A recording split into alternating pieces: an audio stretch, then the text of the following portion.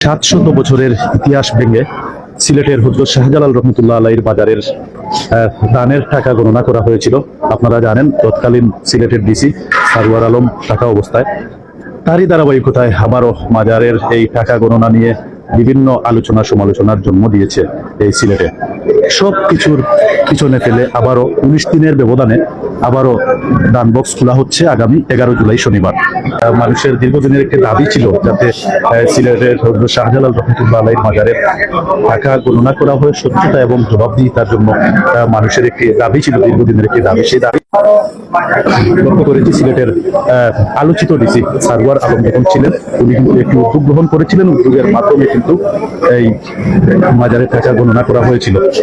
পরবর্তীতে উনি আবার ওনাকে কিন্তু সিলেট থেকে প্রত্যাহার করা হয়।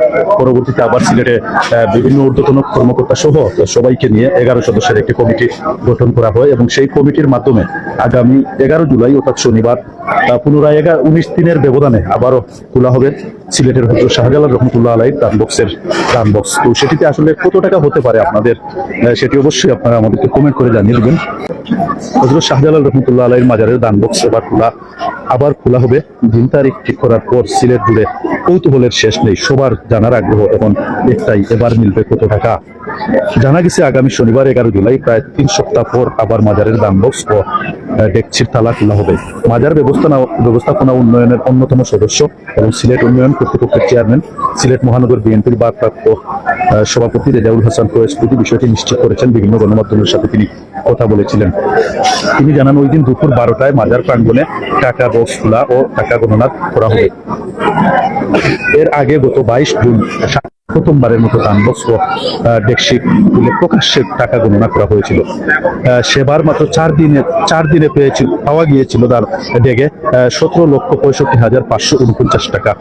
সঙ্গে পাওয়া গেছিল 7 আনা স্বর্ণ, কিছু বৈদেশিক মুদ্রা দিয়েছিলেন বক্তরা। এবার 19 দিন পর যখন খোলা হবে তখন ভক্তদের দানের পরিমাণ কত হতে পারে তা নিয়ে কৌতূহল থাকাটাই স্বাভাবিক। কারণ আমরা বিভিন্নভাবে লক্ষ্য করছি, বিভিন্ন আলোচনা সমালোচনা এগুলা নিয়ে হচ্ছে। উল্লেখ্য, মাজার ব্যবস্থাপনা শৃঙ্খলা ফেরাতে এবং স্বচ্ছতা নিশ্চিত করতে গত 18 জুন সিলেটের সদ্য বিদায়ী জেলা প্রশাসক মোহাম্মদ সারওয়ার আলম এই ডেকগুলো সিলগালা করে মাজারে নতুন কিছু দান বক্স সংযোগ করেছিলেন। সিলেটের তৎকালীন ডিসি সারওয়ার আলম থাকাকালীন অবস্থায় কিন্তু 700 বছরের ইতিহাস ভেঙে কিন্তু টাকা গণনা করা হয়েছিল। এটিতে বিভিন্ন মহলে বিভিন্ন আলোচনা সমালোচনার সৃষ্টি হয়েছিল, তবে বেশিরভাগ মানুষ সেটিকে স্বাগত জানিয়েছেন এবং বেশিরভাগ মানুষ সেটিকে একটি স্বচ্ছতা ও জবাবদিহিতা ফিরে আসায় সবাইকে ধন্যবাদ জানিয়েছেন। কত টাকা মিলতে পারে সেটি অবশ্যই আপনার কমেন্টে আমাদেরকে জানিয়ে দিবেন। তো কালকে শুনেছি যে এই মাজারের যে দান বাক্সগুলো আছে কালকে গণনা করা হবে, আজকে দেখার জন্য আসছি। তো আমাদের সিলেটবাসীর সবার একটা আশা আকাঙ্ক্ষা যে এই টাকাটা কোথায় অপচয় হয় বা কোন খাতে অপচয় করা হয়। আমাদের যে ডিসি সোহরাওয়ার্দী ছিলেন, উনি একজন সৎ লোক ছিলেন। দীর্ঘ 700 বছর থেকে এই মাজারের কোনো আয় ব্যয় এবং কোন খাতের টাকাগুলো ব্যয় করা হয় এটা কোনো হিসাব নাই। আমরা মাজারে অনেক সময় আসি মাদ্রাসার মধ্যে, আসার পর আমরা মাদ্রাসার বাথরুমে গিয়ে আমরা প্রস্রাব করা লাগে, বাথরুম করা লাগে। তো মাদ্রাসা দিয়ে এত টাকা, লক্ষ লক্ষ টাকা, কয়েকদিন আগে ডিসি সোহরাওয়ার্দী 3 দিনে 17 লক্ষ টাকা এই মাজার থেকে আপনার দান বক্সে বের করেছেন। তো আমরা এত টাকা মাজারের মধ্যে উঠার পরেও কেন একটা মাজারের মধ্যে বাথরুম নাই? তারপর কেন মানুষ এই বিভিন্ন জায়গা থেকে এসে এত অশৃঙ্খলা ভাবে থাকে? সুন্দর একটা পরিবেশ নাই, জায়গা নাই, তারপর মানুষ প্রস্রাবের জায়গা নাই, গোসলের জায়গা নাই, দেখার মতো একটা সুন্দর কোনো কিছু করে নাই এই মাজারের মধ্যে।